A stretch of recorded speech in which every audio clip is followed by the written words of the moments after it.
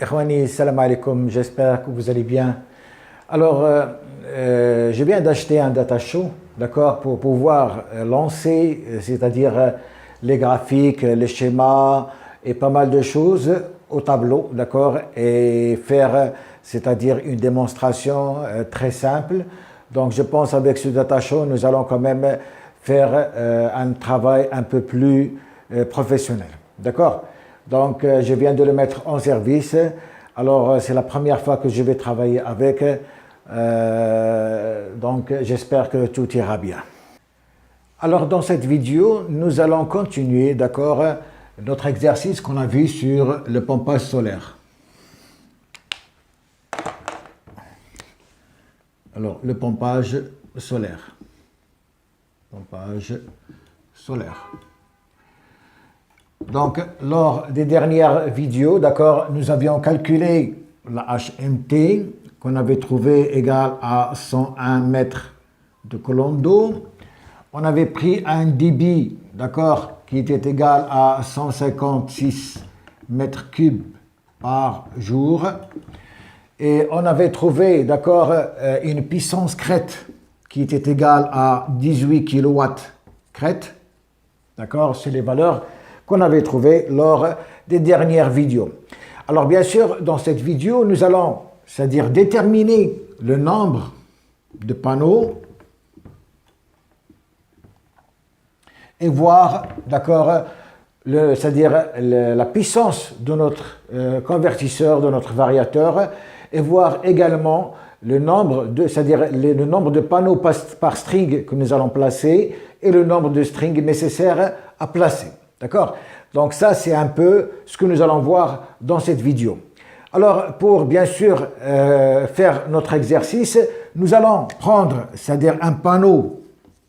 Nous allons prendre un panneau, d'accord, d'une puissance égale à 275 watts crête, d'accord, dont les caractéristiques sont les suivantes. Alors, la première des choses, d'accord, que nous allons voir avec ce panneau de 275 watts crête, nous allons calculer le nombre de panneaux nécessaires. Alors, le nombre de panneaux nécessaires, d'accord, va être égal à la puissance totale qui est égale à 18 000 watts crête divisé par 275, c'est-à-dire la puissance d'un panneau, et nous allons trouver, d'accord, un besoin. Alors, 18 000 divisé par 275, alors nous avons besoin de 65,45 panneaux. 65,45 panneaux. Donc nous allons prendre 66 panneaux. Voilà le nombre minimum, d'accord, de panneaux à placer pour réaliser, c'est-à-dire pour avoir les 18 kW crête. Alors bien sûr, on avait trouvé 18,5, donc je prends un chiffre rond, j'ai pris 18 kW crête pour faciliter un peu les calculs. Donc je vais avoir besoin de 66 panneaux de 275 watts crête. Bien sûr, vous pouvez prendre les panneaux que vous voulez. Moi j'ai pris 275. Vous allez prendre, c'est-à-dire les panneaux que vous allez trouver disponibles sur le marché. Et bien sûr, vous devez, c'est-à-dire voir, comment dirais-je, les dimensions de ce panneau, comme ça, avec le nombre de panneaux que vous allez trouver, voir un peu la surface nécessaire pour placer ces panneaux. C'est bon? Bien, alors avant de continuer, nous allons déjà dimensionner notre c'est-à-dire variateur de vitesse. Donc si je résume un peu les caractéristiques du panneau que nous venons de voir, ce panneau normalement il a une tension VMPP, d'accord, qui est égale à 31,75 volts. Il a un courant IMPP qui est égal à 8,66 ampères. Et il a également c'est-à-dire une tension en circuit ouvert VOC égale à 38,78 volts.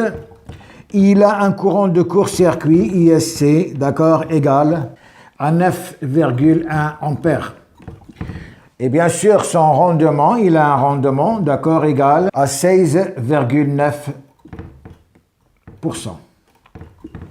Donc voilà un peu les caractéristiques que j'ai relevées du tableau qu'on a vu tout à l'heure.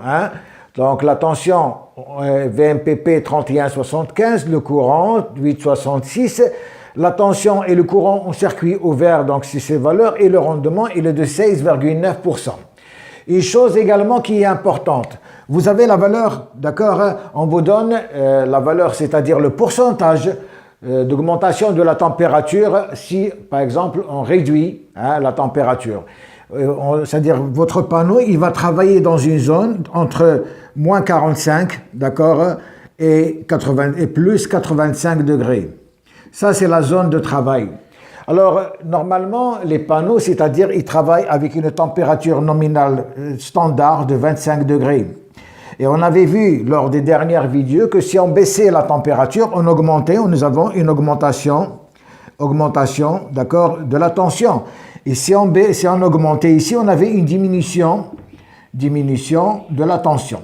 Alors, cette augmentation et diminution de la tension, on vous la donne sur le tableau. On vous donne 0,31% par degré de température. Pour chaque degré de température, vous avez 0,31% d'augmentation. C'est-à-dire, si par exemple je vais travailler dans une zone par exemple où la température minimale elle est de 10 degrés. À ce moment-là, c'est-à-dire, qu'est-ce que je vais trouver? Donc je vais vous montrer un peu comment on a fait la dernière fois. Donc je vais effacer ici, d'accord? Là aussi, bon, on avait vu que si on travaillait par exemple avec moins 10 degrés, à ce moment-là, on avait, c'est-à-dire moins 10, moins 25, c'est-à-dire c'est la température à peu près elle est de 35 degrés, que va multiplier, c'est-à-dire 0,31% par degré, multiplié par la température, c'est-à-dire VOC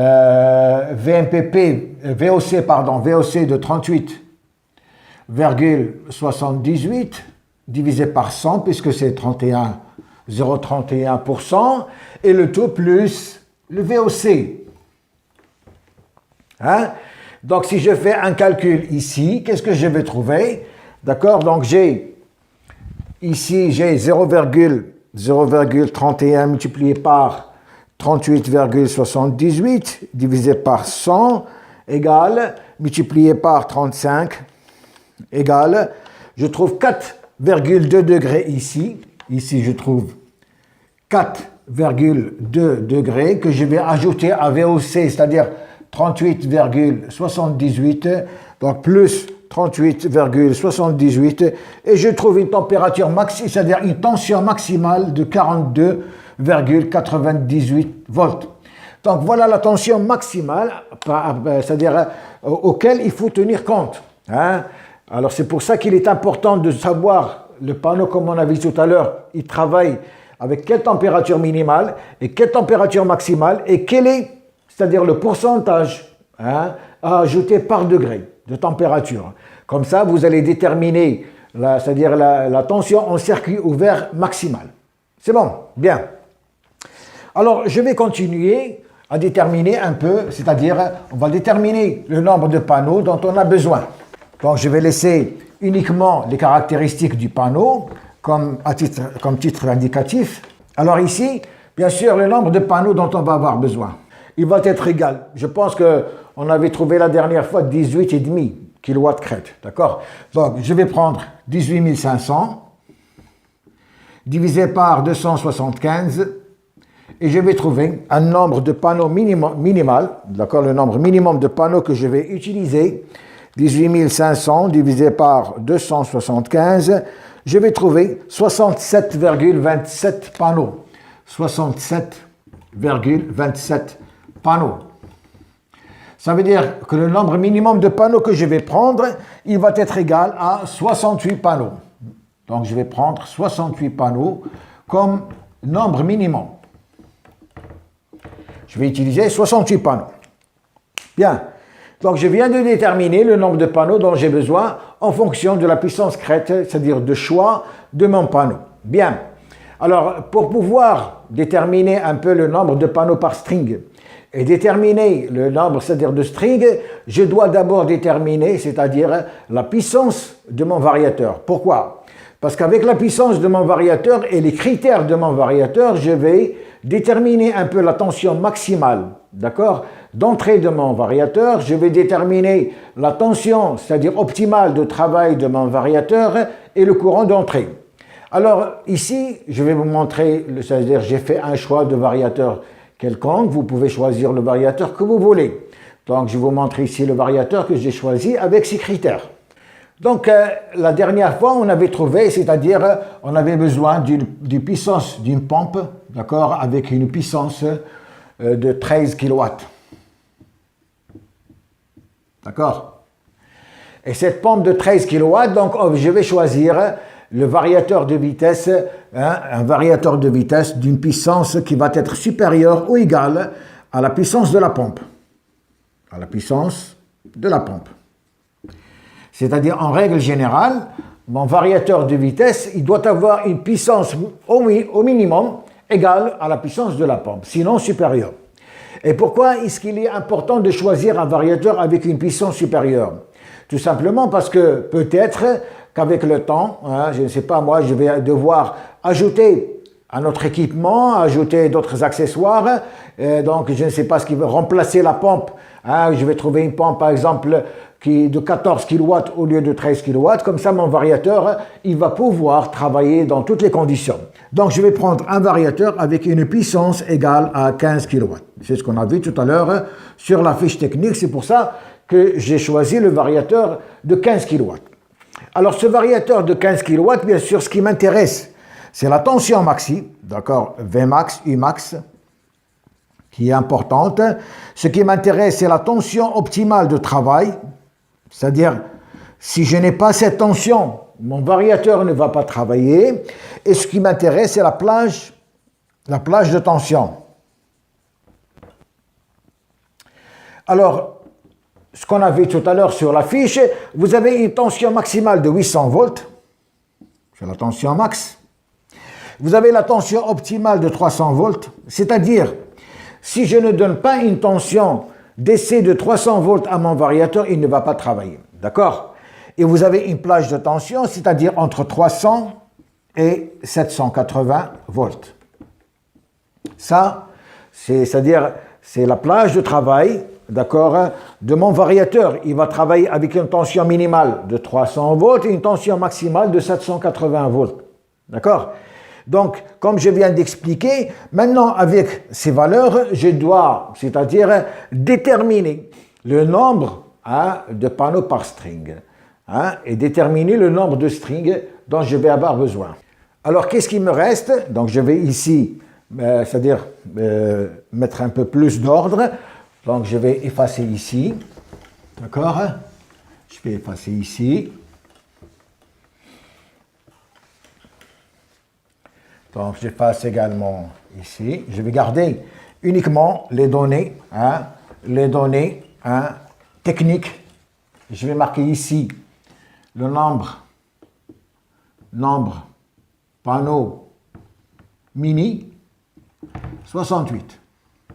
Et je vais marquer la puissance de mon variateur égale 15 kW. D'accord? Alors, bien sûr, le courant d'entrée, important aussi parce que si on doit déterminer le nombre de strings, alors le courant I DC, entrée, il est égal à 40 ampères, c'est ce qu'on a vu tout à l'heure sur la fiche technique. Le courant de sortie AC sortie, égal à 32 ampères. Et j'ai le courant max, Imax, qui est égal à 49 ampères. DC, bien sûr, 49 ampères. D'accord? DC. Voilà, c'est-à-dire ce que vous devez prendre de la fiche technique. Vous devez prendre ces données. Le courant DC d'entrée, le courant AC de sortie, le courant maximal, d'accord, DC, et vous devez prendre ces valeurs pour votre comment dirais-je, votre panneau, voilà les données que vous allez prendre. Et bien sûr, ici, j'ajoute, c'est-à-dire le pourcentage de température égale à 0,31% par degré. Ça aussi, c'est important. Bien. Alors, je continue. Donc, je vais maintenant déterminer, c'est-à-dire le nombre de panneaux par string. Bien. Alors, c'est-à-dire pour déterminer le nombre de panneaux par string, deux critères sont importants. Il y a deux critères que nous devons respecter. Alors, le premier critère, je ne sais pas, peut-être que je dois, c'est-à-dire ordonner un peu ces valeurs pour pouvoir travailler, c'est-à-dire comment je vais faire, parce que le tableau, il n'est pas tellement grand. Donc, je vais ordonner un peu ces valeurs.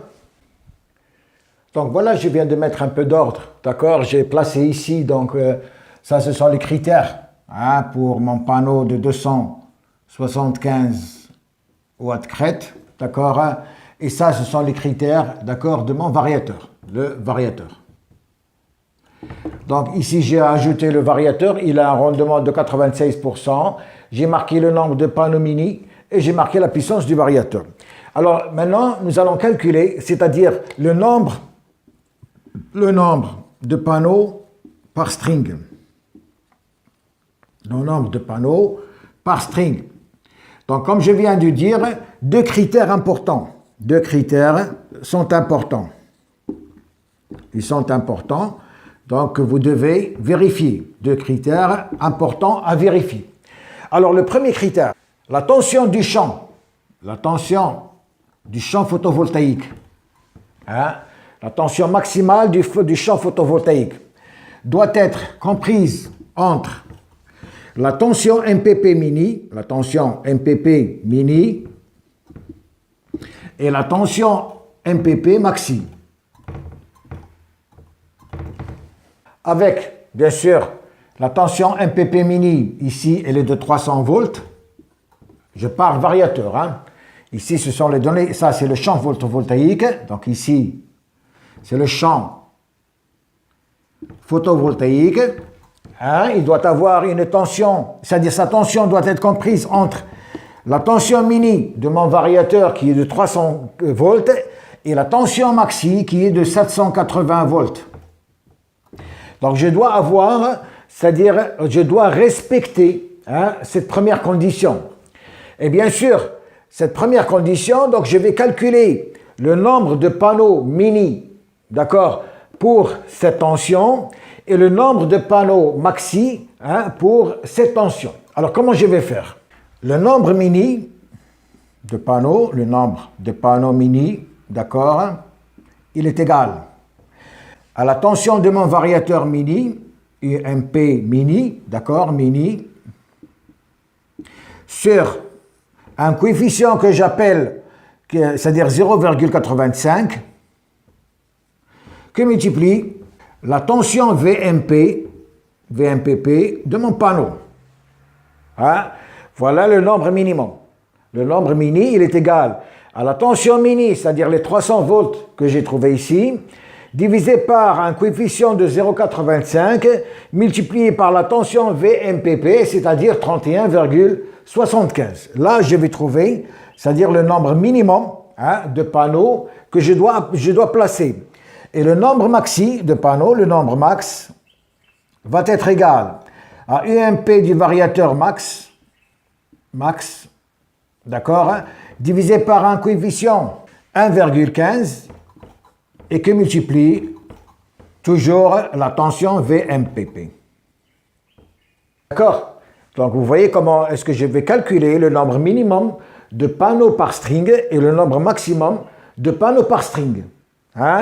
Donc c'est en fonction de la tension minimale de mon variateur pour le nombre minimum de mes panneaux et en fonction de la tension maximale, d'accord, pour le nombre maxi de panneaux. Alors pour le nombre mini, je multiplie par un coefficient ici de 0,85. Le nombre de maxi, je multiplie par un coefficient de 1,15. Et bien sûr, je tiens compte de la tension VMPP de mon panneau. Alors si je fais un calcul, qu'est-ce que je vais trouver? Alors ici, je vais trouver, c'est-à-dire j'ai 300, d'accord, divisé par 0,85, multiplié par VMPP, c'est-à-dire 31,75. D'accord? Et je vais trouver, donc je fais un petit calcul, je vais trouver 11,11. Donc ici, je vais trouver 11,11 panneaux. Alors pour la partie, c'est-à-dire du nombre minimum, je prends la valeur, je prends la valeur minimale que j'ai trouvée ici, donc je vais prendre 11 panneaux. Donc ici, je choisis 11 panneaux. Donc je prends toujours la valeur inférieure. Si je trouve 11,5, 11,7, 11,2, je prends toujours la valeur inférieure, c'est-à-dire je prends le chiffre rond qui est de 11. Bien. Alors maintenant, je vais calculer, c'est-à-dire le nombre maxi. Alors le nombre maxi va être égal à 780 divisé par 1,15 et que multiplie 31,75. Et je vais trouver un nombre maxi égal, donc je fais un petit calcul, je trouve 21,36 panneaux, d'accord? Et ici, je prends, c'est-à-dire la valeur supérieure, c'est-à-dire que je vais prendre 22 panneaux. Donc, c'est-à-dire le nombre de panneaux dont je vais avoir besoin, il est compris entre 11 et 22. Ça, c'est le minimum pour la tension minimale de mon variateur, et ici le maximum pour la tension maximale de mon variateur. D'accord? Donc, il va falloir que je détermine un nombre qui se situe entre 11 et 22, d'accord? Qui va être le nombre exact de mes panneaux. Et ce nombre, c'est-à-dire c'est le deuxième critère. Ici, c'est le premier critère. Nous avons déterminé le nombre minimum et le nombre maximum de panneaux. Le deuxième critère, nous allons déterminer la valeur exacte, d'accord, qui va tenir compte de la tension maxi, c'est-à-dire qu'on avait trouvé ici la tension maxi, cette tension de 800 volts maxi, d'accord, et du VOC de mon variateur, de mon panneau. Parce que le VOC de mon panneau et la tension, ça, ce sont les valeurs maximales que je peux, c'est-à-dire obtenir, et avec ces deux valeurs, je dois normalement, il va y avoir un nombre de panneaux exact, d'accord, qui va se situer entre 11 et 22, c'est-à-dire qui va être le nombre des panneaux de ma string. Est-ce que nous allons voir? Donc mon premier critère, le premier critère me donne, d'accord, un minimum de 11 panneaux et un maximum de 22 panneaux. Maintenant, je vais voir le deuxième critère. Donc le deuxième critère, qu'est-ce qu'il dit? Le deuxième critère qui va déterminer un peu le nombre exact de panneaux, qu'est-ce qu'il dit? La tension max du champ photovoltaïque doit être inférieure ou égale à la tension max de mon variateur.